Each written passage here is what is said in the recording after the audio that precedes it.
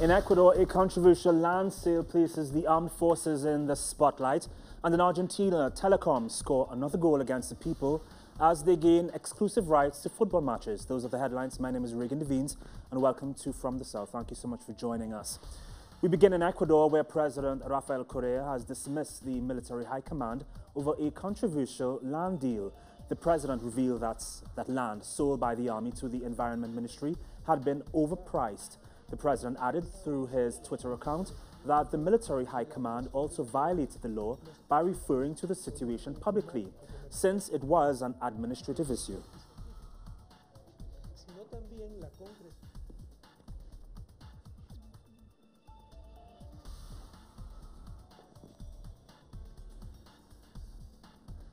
And for more on this developing story, we turn to our correspondent in Quito, Pablo Vivanco. Hi, Pablo. It's great to see you and, of course, to hear from you. So far, we have a dismissed military command chief. Can you take us back a bit? Give us a timeline. What happened? Who sold land to whom? Thank you, Reagan. As you stated this morning, Ecuadorian President Rafael Correa dismissed the entire high military command of the country.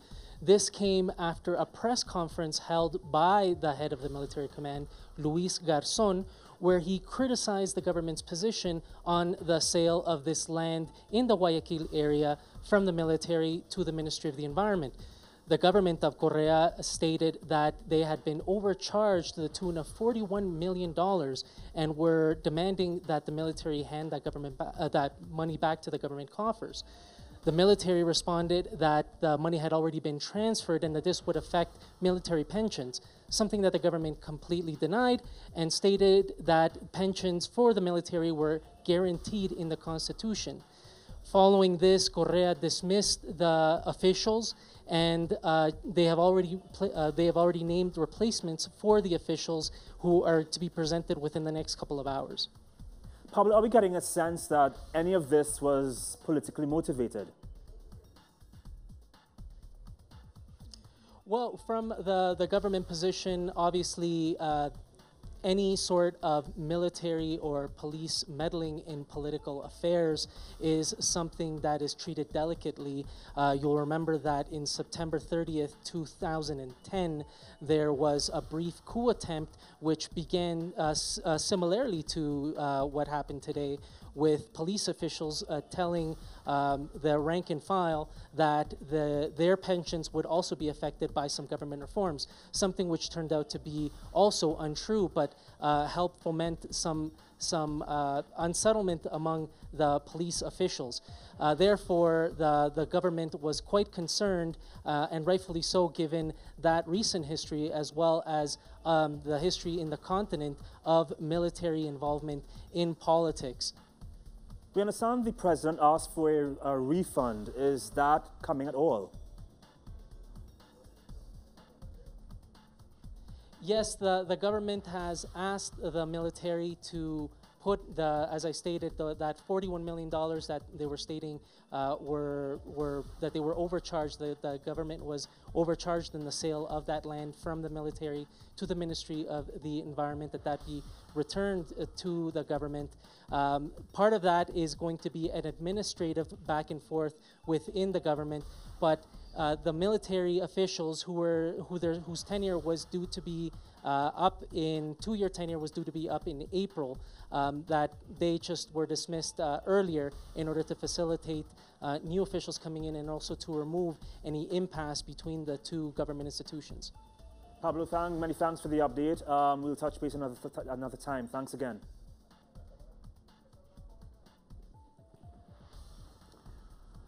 And still in Ecuador, the Ecuadorian government has reacted to the United Nations report on WikiLeaks founder Julian Assange. The Foreign Minister, Ricardo Patino, said that Ecuador will stand by Assange and considered the treatment of the whistleblower a violation of human rights. Julian Assange has been living inside the Ecuadorian embassy in London since August 2012, and ever since, the police have surrounded the building. The Mauricio Macri government in Argentina has announced changes to the broadcast rights of the country's domestic football league, which are owned by the state. The changes to the program, which is called Football for Everyone, consists of assigning the broadcast rights for the matches, which involve Argentina's 5 most popular clubs, to multimedia giants Clarín Group and Telefónica, which own free-to-air TV networks that only service the big capital cities and only some regional areas.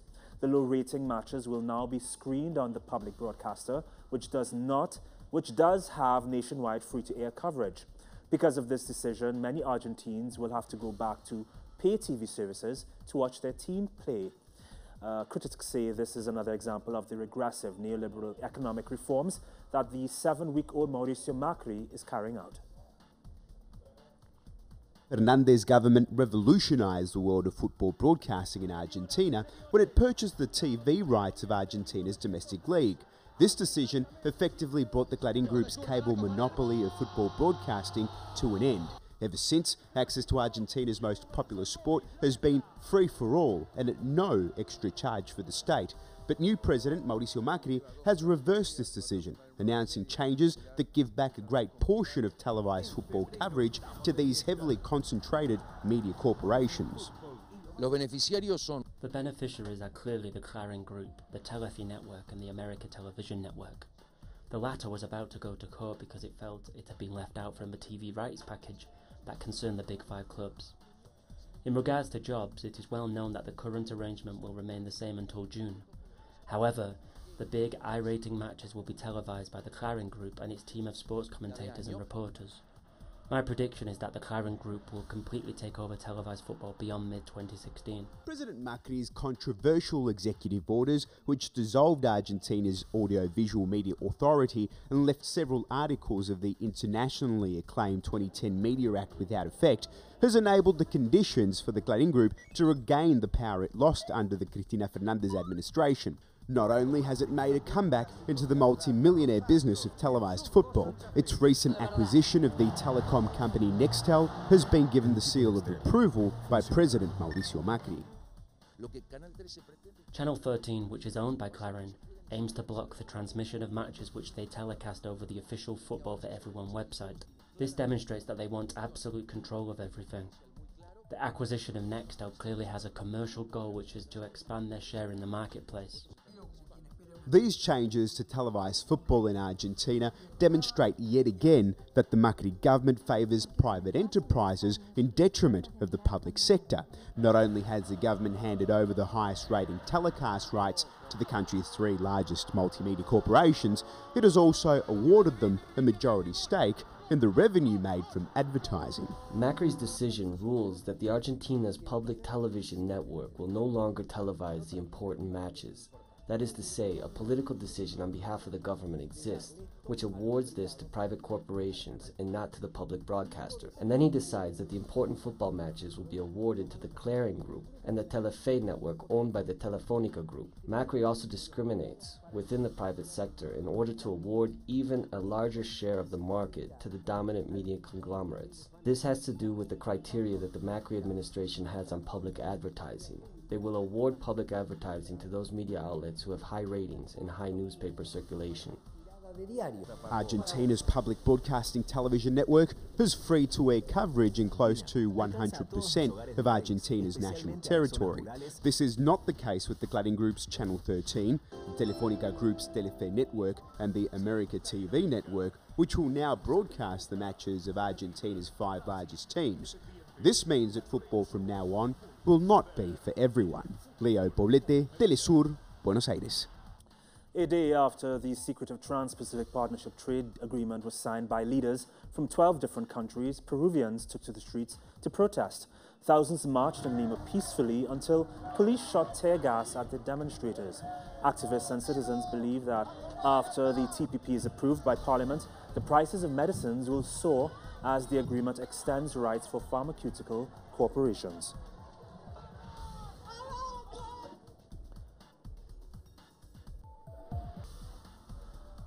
Police in the Brazilian state of Minas Gerais say they have enough evidence to charge mining executives for murder after November's toxic spill, which broke a dam and killed over 14 people.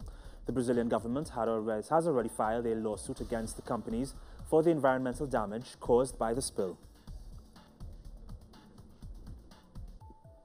A second group of Cuban migrants that are stranded in Central America has arrived in El Salvador as part of a regional program to help the migrants reach the United States. The group has been flown to El Salvador and will continue on foot from there.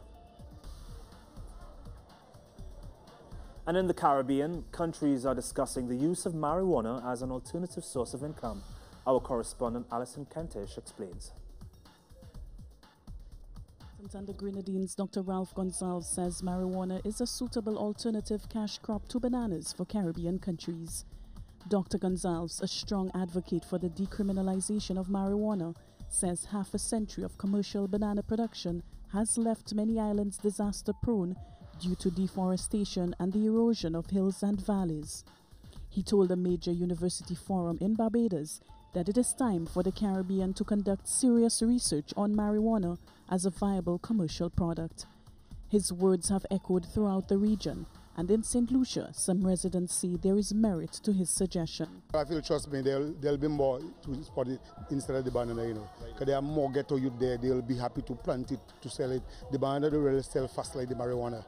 The director of the Caribbean Drug and Alcohol Research Institute says it is time to give serious consideration to the economic benefits of marijuana. I also think that looking at all the science that's been revealed recently, there are not many downsides to using cannabis, and there are much more benefits in terms of therapeutic use. So I think that it's about time that we move into the 21st century and stop this prohibition that has, because of the prohibition, caused much pain on a lot of people.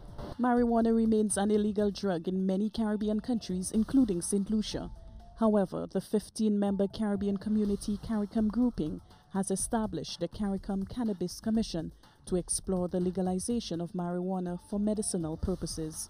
Opponents of the move say it will make pot too widely available in society. However, citizens like Marius Modest believe otherwise. The same way for rum is legal, but some people choose to drink and some people choose not to drink. So the important thing you have to weigh is whether it's beneficial for the people when it comes to medicinal purposes and so on, and that is what's most important. So if at the end of the day the government see that you can do something, you know, beneficial and you can benefit from it, the people can benefit and the government can benefit. I don't see a problem. Those who support making marijuana the region's new cash crop say at the very least there needs to be a collective Caribbean-wide approach to studying the economic and other benefits of cannabis cultivation for the region. Alison Kentish, teleSur's, St. Lucia.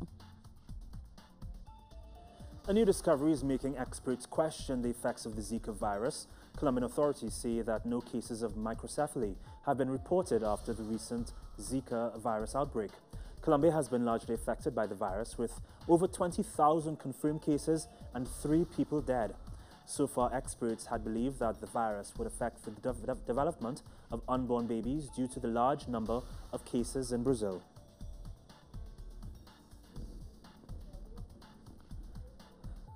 And still related to the Zika virus, the United Nations has called upon governments around the world to allow abortion for pregnant women infected with the Zika virus. The call represents a huge challenge to many countries around the world which do not recognize therapeutic abortion as legal practice. The statement comes as experts are investigating the effects of the virus on pregnant women and humans in general.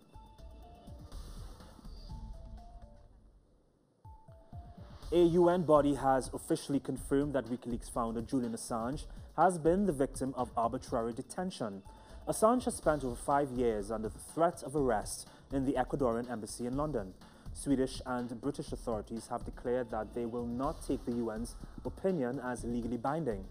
However, there is still debate over the legality of the UN's report, which Assange's defense will appeal to.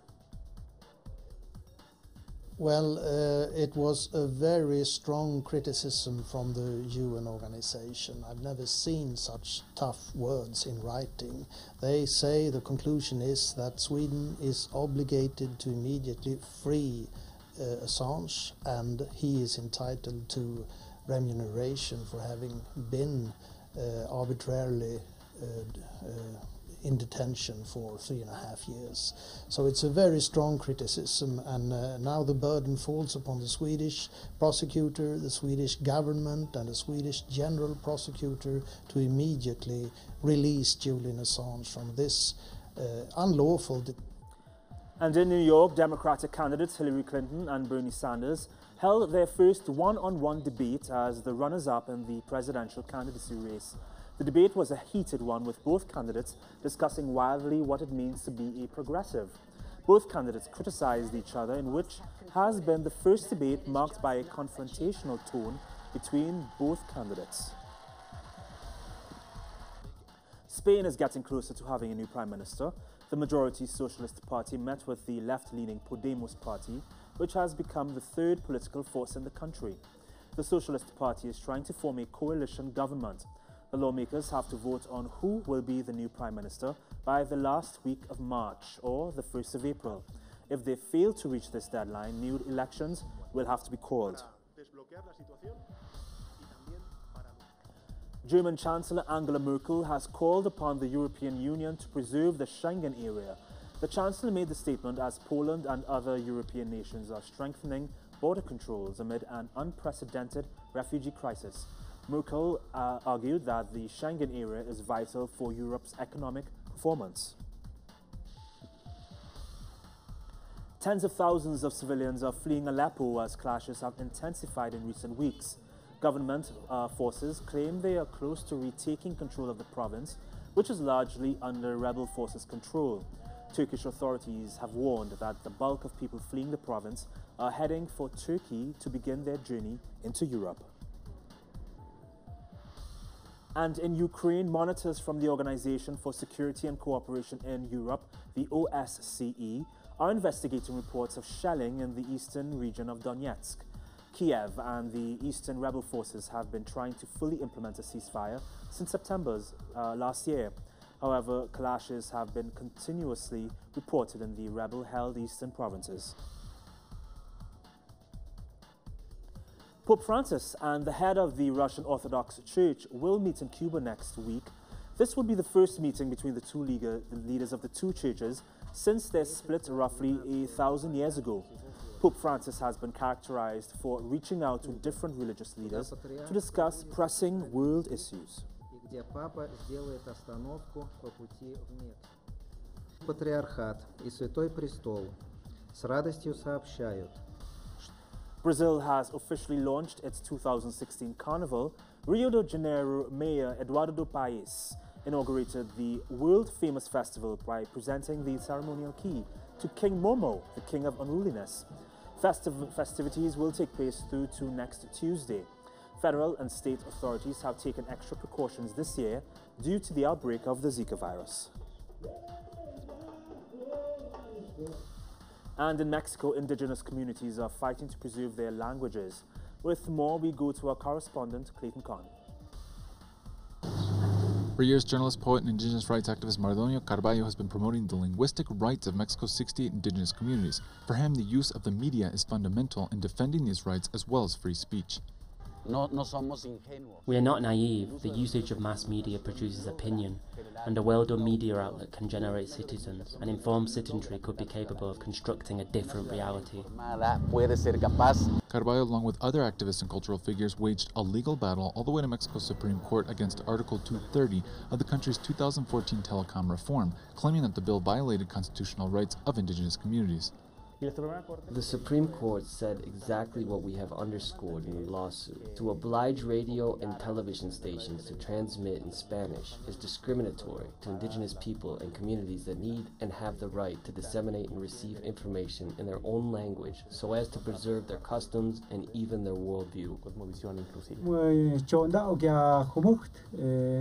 Meanwhile, promoters of indigenous community radio argue that the linguistic and cultural plurality that these spaces provide is fundamental to enriching a healthy and vibrant democracy, as well as organizing communities to defend their customs, territorial rights, and natural resources.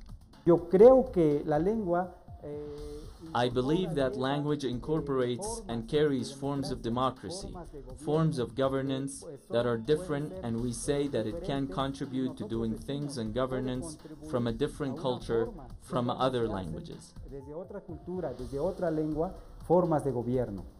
Yet these activists point to the recurring decommission of indigenous community radio stations and incarceration of operators by the authorities under accusations of lacking frequency use permits as a means to criminalize and reduce the potential participatory impact of Mexico's indigenous peoples in the country's democracy.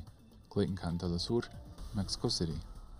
And that's how we wrap this newscast this evening and this week. For more on these and other stories, please feel free to visit our website, telesurtv.net/English, and of course you can join us on Instagram, Facebook, and on Twitter. From all of us here from Caracas and of course our newscast in Quito, our news team in Quito, have a great evening and a safe week, and bye.